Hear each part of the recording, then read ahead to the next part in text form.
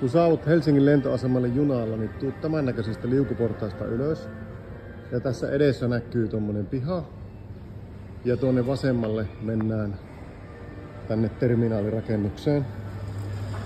Täältä sisältä löytyy heti ensimmäisenä tuosta R-kioski ja tuolta vähän kauempaa löytyy Alepa, kahvila ja tuolla suunnassa on erilaisia ruokakauppoja. Tuolla näkyy edessä nyt niitä portaita ja liukuportaita. Ja tuolla on siis se ruokakauppa. Ja tästä liukuportaista mennään ylös. Ja kun ollaan liukuportaat päästy ylös, niin liukuportaiden yläpäästä löytyy lähtöaula, Departures.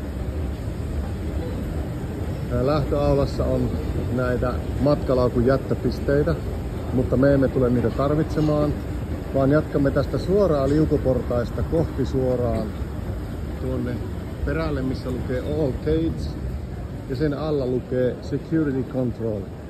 Ja siinä Security Controlissa te näytätte QR-koodi matkalipun ja pääsette siitä portista läpi sinne turvatarkastukseen. Ja sitten te olette päässeet sinne, mihin pitää päästä.